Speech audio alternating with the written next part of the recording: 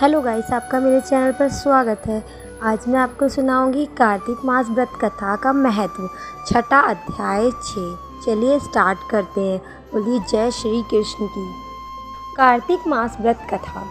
कार्तिक मास व्रत कथा के छठे अध्याय में विष्णु भगवान ने जहाँ जहाँ अपने चरण रखे वहाँ पर ऋषि, वेद, यज्ञों के सहित समस्त देवता मेरी रक्षा करते रहे। सातवीं अमावस्या, नमी, त्रयोदशी, द्वितीय, दशमी तिथियों को अलावा तथा तिल से स्नान नहीं करना चाहिए। यहाँ विस्तार से पढ़े कार्तिक व्रत कथा का छठा अध्याय। नारद जी बोले, जब 2 घड़ी रात अवशेष रहे तब तिल, कुश, अक्षत, चंद्र आदि लेकर शुद्ध होकर जलाशय पर जाए। नहर की अपेक्षा क्रम से दुगना 10 गुना झरना में, झरना से 10 गुना नदी में और नदी से 10 गुना संगम पर स्नान करने से फल कहाँ है और तीर्थ में स्नान करने से इसका दुगना फल कहाँ गया है। स्नान के पूर्व विष्णु भगवान का स्नान संकल्प करें, फिर तीर्थ में उपस्थित देवताओं को कर्मश अर्घ, पाद, आचार, मणि आदि देवे। अर्घ मंत्र: हे कमलनाथ आपको नमस्कार, हे जला जिय भगवान आपको नमस्कार, हे हर्षकेश आपको प्रणाम है। मेरे दिए हुए अर्घ को आप ग्रहण करें। वैकुंठ, प्रयाग तथा बद्रिकाण्य में जहाँ कहीं विष्णु भगवान गए वहाँ विष्णु भगवान के 3 प्रकार से अपना पैर रखा था। देव जहाँ विष्णु भगवान ने अपना चरण रखा वहाँ पर ऋषि, वेद, यज्ञ के सहित समस्त देवता मेरी रक्षा करते रहे। हे जनदेव, हे दामोदर, हे देवेश, आपको प्रसन्न करने के लिए मैं विधिवत कार्तिक के प्रातः स्नान करूँगा। हे दामोदर, मैं आपको ध्यान और आपको प्रणाम करके इस जगह जल में स्नान करने के लिए जा रहा हूँ। आपकी कृपा से मेरे समस्त पाप नष्ट हो जावे। हे हरि, कार्तिक मास में व्रत तथा विधि पूर्वक स्नान करने वाला मैं अर्घ देता हूँ। आप राधिका के सहित ग्रहण करें। हे कृष्ण, हे पल्लव रक्षकों का नाश करने वाले भगवान, हे पाप नाशक, इस कार्तिक मास में नित्य नैवेद्य कर्मों के द्वारा दिए हुए मेरे इस अर्घ को आप स्वीकार करें।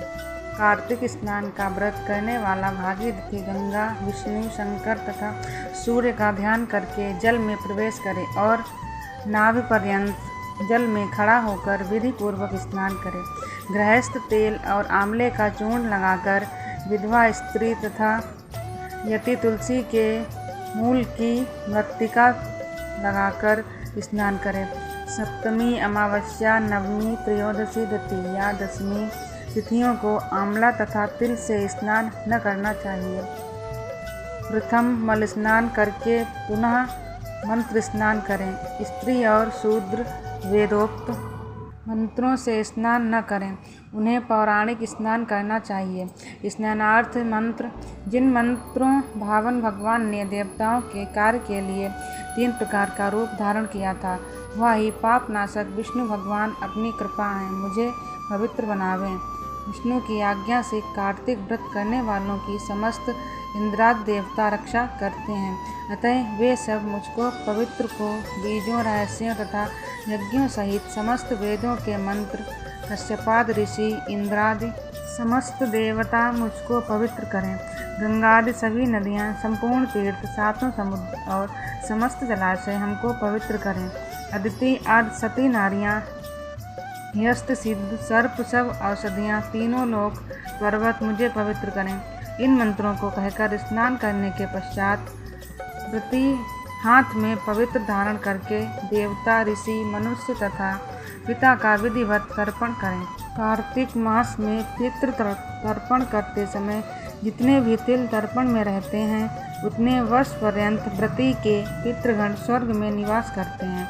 तत्पश्चात व्रत करने वाला जल से निकले, शुद्ध कपड़ा पहने और प्रातःकाल के सब कृत्यों से निवृत्त होकर पुनः विष्णु भगवान का पूजन करना चाहिए। समस्त तीर्थ के संपूर्ण देवताओं को स्मरण करके भक्तिपूर्वक सावधान होकर चंदन, फूल और फल सहित विष्णु भगवान को फिर अर्घ देवें।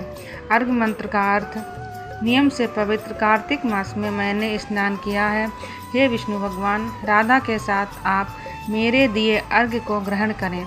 तब चंदन, फूल और तांबूलादिकों से वेद के पारंगत ब्राह्मणों का श्रद्धापूर्वक पूजन करें और बारंबार साष्टांग प्रणाम करें।